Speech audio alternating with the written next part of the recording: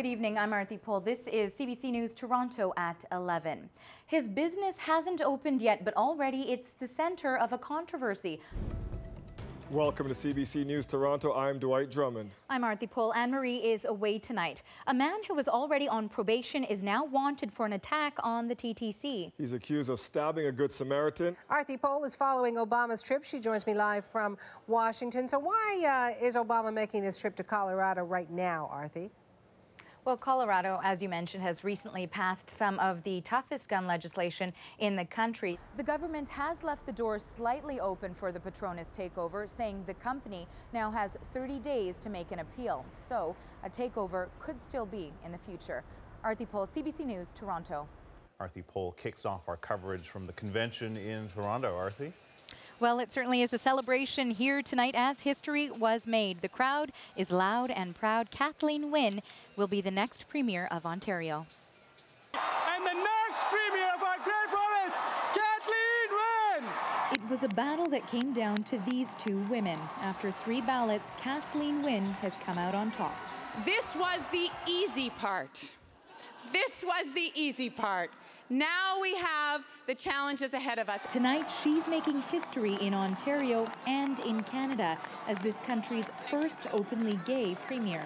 I think it would be good to have a change and to have different perspectives, and I also think to show the world that Canada is with the future and we don't discriminate at all. We're a part of inclusiveness, and I think that's critically important.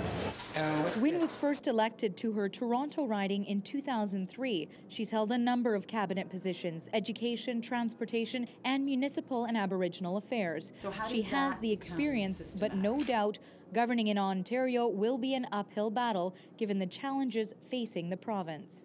There are a number of scandals that have broken out, plus the fact that the province is running a huge deficit. Scandals including the cancellation of 2 power plants costing hundreds of millions of dollars. The controversy over the province's air ambulance service now under a criminal probe, and that deficit is now running at $12 billion, one of the highest in the country.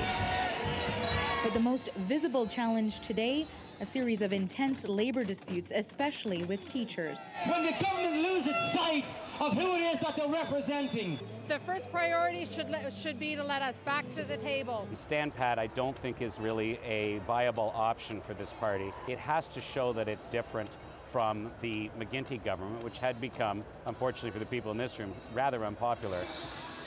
Wynne joins a strong new club in Canada. She's now the 6th female premier.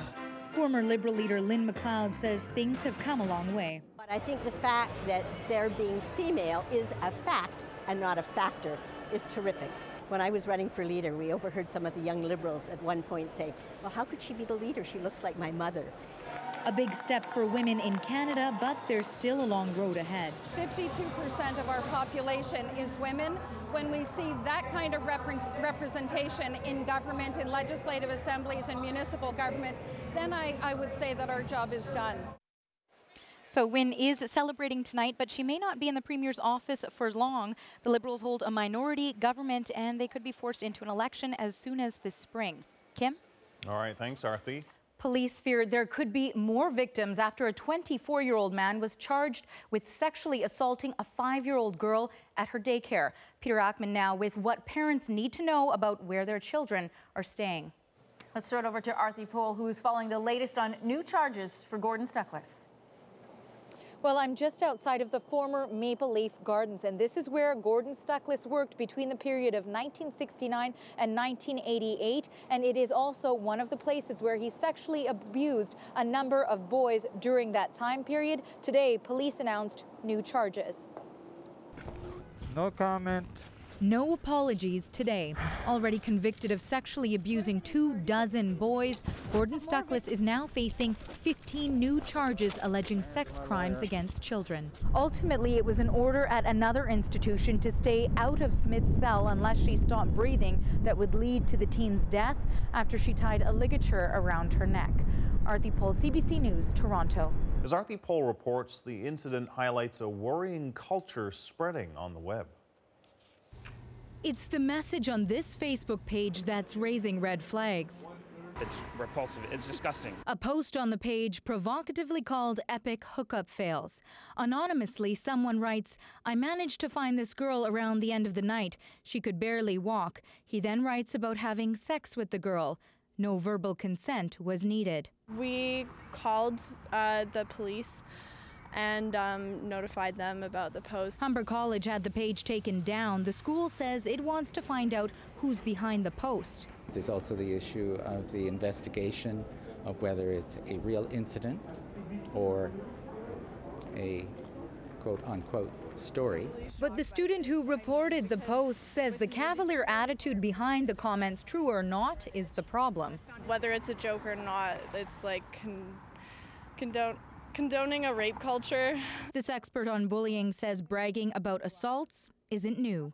What technology is really highlighting for us are long-standing problems. In the past, it may have been gossip between a group of friends that eventually dies down. Now, she says, technology keeps the rumors spreading. Nothing is private. Everything can be posted and reposted, so that it really has changed our boundaries. Publicly bragging about committing sex assaults has become an online trend. In the past couple of years of people who are posting and bragging about their rape conquests on the internet and thinking that it's okay and having people encourage them to do more. Last month, 2 teens from Steubenville, Ohio were convicted of rape. They had sent out photos of the girl they assaulted and then joked about it. That's like rape. In California, 3 teen boys were charged this week with the sexual battery of Audrey Pott. She took her life last fall after photos were posted online. Some say peer pressure may mean young people are hesitant to report apparent crimes. And it's hard to be the only person supporting them, because then you could get, if you're just one person, you could potentially get hated on too. But experts say people who see this type of photo online need to be part of the solution. They need to know where to go and who to talk to stop the spread of these vicious images. Aarti, CBC News, Toronto. What could employers do? One dietitian says getting rid of these, full of candy, chocolate, and chips, would help. But should it only be the boss's job to keep employees away from junk?